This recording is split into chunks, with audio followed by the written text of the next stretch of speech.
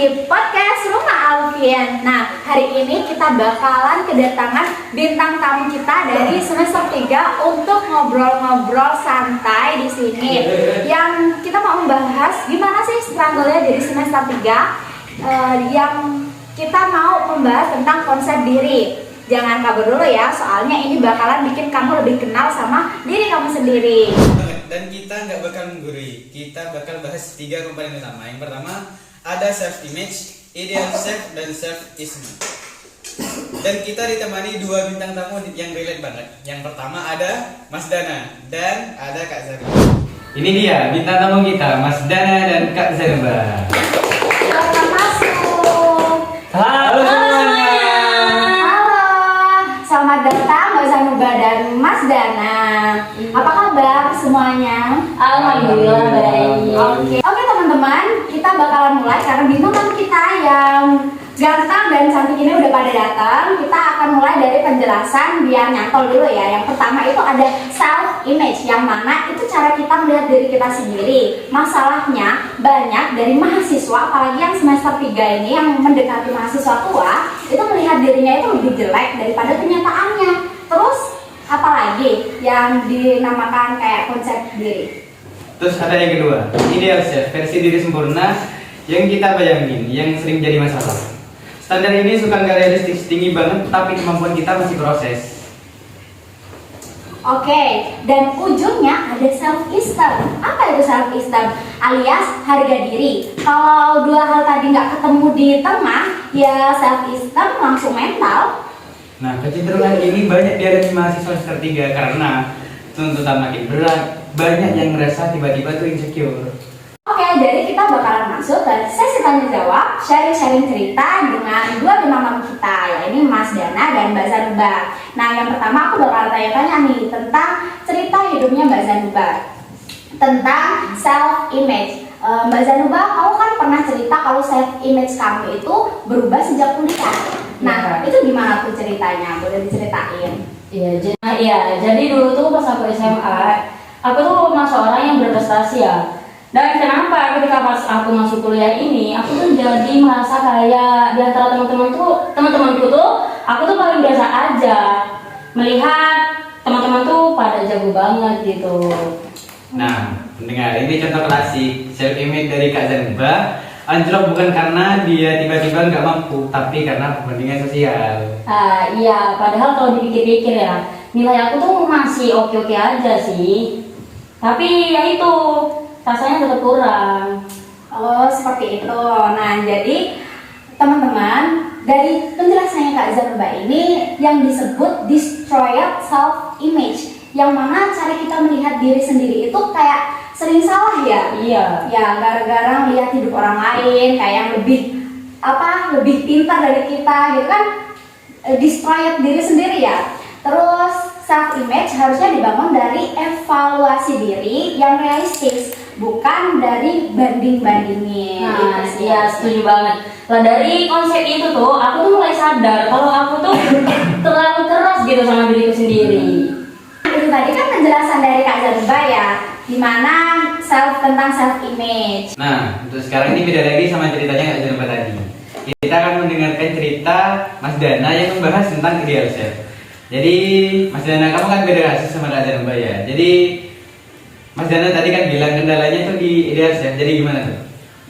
Jadi ideal self aku tuh jadi mahasiswa yang produktif, ikut organisasi, IPK tinggi, hidup sehat. Tapi ya nyatanya nggak kejadian. Kalau itu sih harusnya versi manusia super ya. Iya, makanya tiap aku gagal itu selalu nyalain diriku sendiri karena gak berguna. Nah, ini teman-teman, ketika ideal self terlalu jauh dari self image, jadilah encourage, sumber stres yang paling besar. Iya, aku kayak perang itu sama diriku sendiri. Oh gitu, makanya teori konsep diri selalu bilang ideal self itu harus menantang, tapi ya tetap harus realistis. Bener, karena pas aku turunin standarnya, aku jadi lebih bisa produktif. Oh gitu, keren. Jadi gitu teman-teman, sebenarnya tuh banyak mahasiswa semester 3 itu yang ngalamin kayak Mbak Zanuba, kayak Mas Dana gitu kan. Nah di semester ini tuh tuntutannya tuh naik banget. Kayak apa sih tuntutan itu? Tugas yang makin numpuk kan ya, terus mata kuliah yang teknis, teman-teman yang mulai kelihatan apa sih menonjol, orang tua nanya semester berapa, itu dari tetap aja gitu gak sih dorongannya yang buat self ini tuh destroy gitu. Dan kebanyakan dari kita itu akhirnya bikin idealisme berdasarkan tekanan luar, bukan keinginan diri kita sendiri. Ini yang bikin self image mengecil, idealisme besar, dan self esteemnya nyusut. Bener banget tuh Kak. Dan kadang tuh ekspektasi orang-orang tuh lebih berisik gitu daripada suara hati kita sendiri. Setuju. Dan lucunya setelah aku jujur sama diri aku sendiri, self esteem aku itu jadi lebih naik. Wih keren, karena self esteem itu hanya akan stabil ya kalau misalkan self image sama ideal self itu berada di garis yang sama gitu loh. Kayak nggak harus sempurna, ya udah cukup seimbang aja. Kalian teman-teman, kita kasih cara paling gampang buat mulai menyesuaikan diri kalian sendiri. Yang pertama, perbaiki self image kalian. Lihat diri dari fakta, bukan perasaan. Tulis kemampuanmu yang benar-benar ada aja. Nah, kalau aku biasanya dulu aku tuh mulai dari yang paling kecil dulu, kayak nyelesain tugas tepat waktu gitu. Dan itu benar-benar ngaruh gitu. Betul banget kalian Mbak. Yang kedua itu ada sesuaikan ideal self. Jangan bikin versi dirimu yang cuma ada di film aja. Iya, karena ideal self itu bukan untuk menyiksa diri, tapi untuk mengarahkan diri kita mau kemana. Ada lagi yang nomor 3, bangun self esteem dari internal. Stop nunggu pujian dari orang lain. Oke, jadi rayakan progres yang kecil karena self esteem yang sehat itu dibangun dari penerimaan diri sendiri loh guys. Jadi intinya konsep diri yang sehat itu self image realistis, ideal self yang terang, dan self esteem yang stabil. Oke, kita udah sampai nih di penghujung acara kita sharing-sharing. Terima kasih ya buat Mbak Zanuba dan Mas Dana yang udah jujur dan terbuka tentang pengalaman-pengalaman yang menjelaskan tentang konsep diri kalian masing-masing gitu.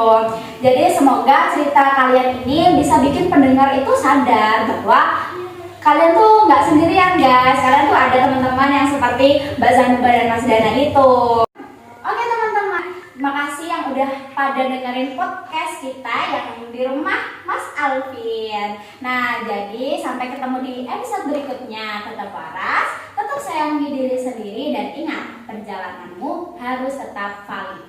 Terima kasih, dah. Bye-bye.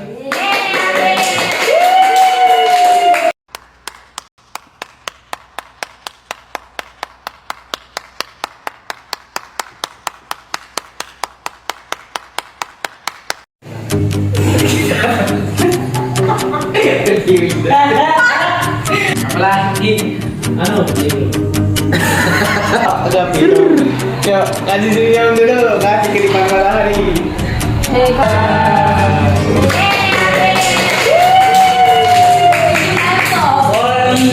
Icik icik just icik icik wow wow.